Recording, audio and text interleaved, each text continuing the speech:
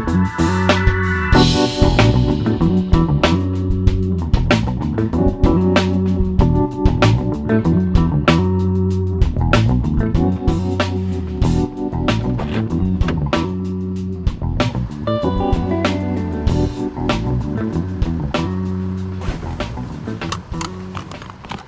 Guys, welcome back to our channel, our not so secret diary.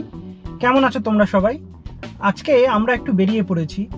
আজকে আমাদের উদ্দেশ্য হচ্ছে এখানকার কাছাকাছি একটা স্টেট পার্ক আছে, ল্যাকওয়ানা স্টেট পার্ক।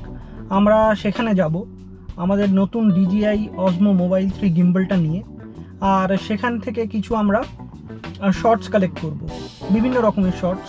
কিছু টাইম ল্যাপস নেব, কিছু হাইপার ল্যাপস নেওয়ার চেষ্টা করব, আর কিছু ফলো মুভমেন্টস বা ফলো শটস নেব।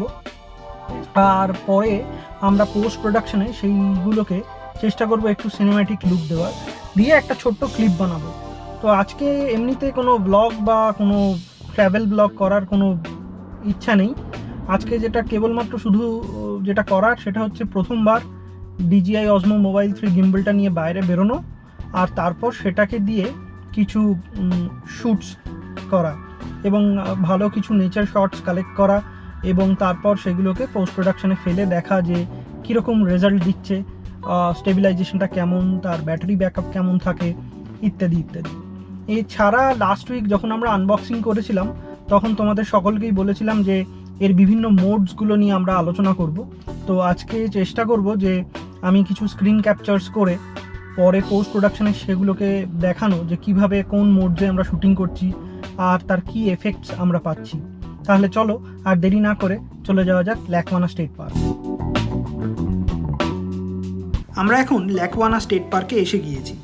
একটু সকাল সকাল এসেছি, কারণ আমরা ইউজুয়ালি সকালের দিকটায় বা বিকেলের দিকটায় শ্যুটিং করতে পছন্দ করি, কারণ সেই সময় ন্যাচারাল লাইটটা পাওয়া যায়, রোদ খুব বেশি থাকে না, বা থাকলেও সেটা খুব হালকা থাকে। তো সেই কারণে যে ছবিগুলো ওঠে সেগুলো অনেক বেশি ন্যাচারাল লুকিং হয়। তাই ইউজুয়ালি আমরা প্রেফার করি মর্নিং অথবা ইভিনিং পিরিয়ডসে শ্যুটিংগুলো করার জন্য। তো সেই কারণেই একটু সকাল সকাল আসা। সব কিছু শুরু করার আগে তোমাদের এই জায়গাটা একটু ভালো করে ঘুরিয়ে নিই। এখানে একটা বিশাল বড় লেক আছে, প্রচুর লোকজন আসে ফিশিং করতে, আর রয়েছে প্রচুর গাছপালা। এটা এখানকার লোকাল বা স্থানীয় লোকদের কাছে একটা খুব ফেভারিট পিকনিক স্পট।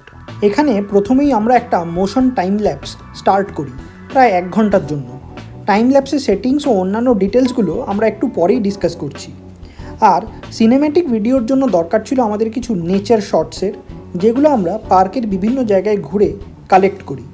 এর সাথে বোনাস হিসেবে পেয়ে যাই এখানে ফিশিং ও বোটিং করতে আসা লোকজনদের কিছু মুভমেন্টস, যেগুলো কালেক্ট করে নিই আমরা, যাতে সিনেম্যাটিক ক্লিপটা আর একটু ভাইব্রেন্ট করা যায়। As we have collected all the footages of our choice, now let's jump into the edit part.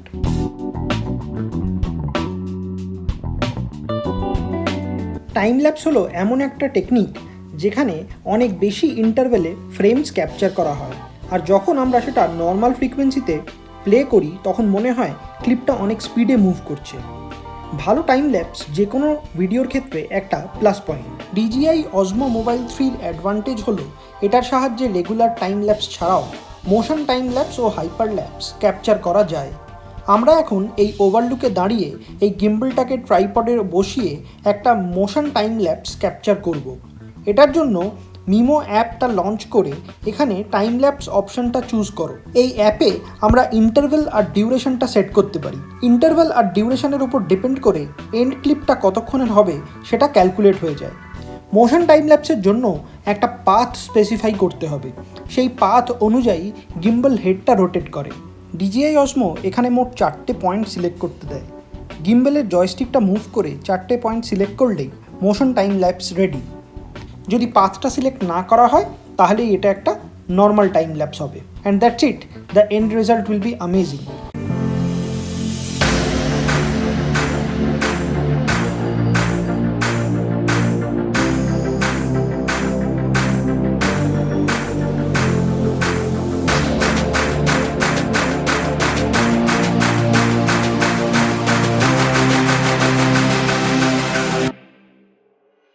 এবার আসা যাক হাইপার ল্যাপসের কথায়।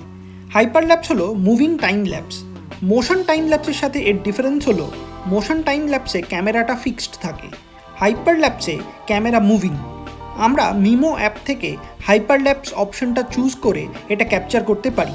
ইউজুয়ালি সিটিস্কেপ, যেখানে প্রচুর লোকজন গাড়ি ঘোড়া রয়েছে, সেখানটায় হাইপার ল্যাপস করার আইডিয়াল স্পেস। পার্ক হয়তো হাইপার ল্যাপসের জন্য আইডিয়াল জায়গা নয়, কিন্তু we give it a try for an experiment আর রেজাল্ট ওয়াজ গুড।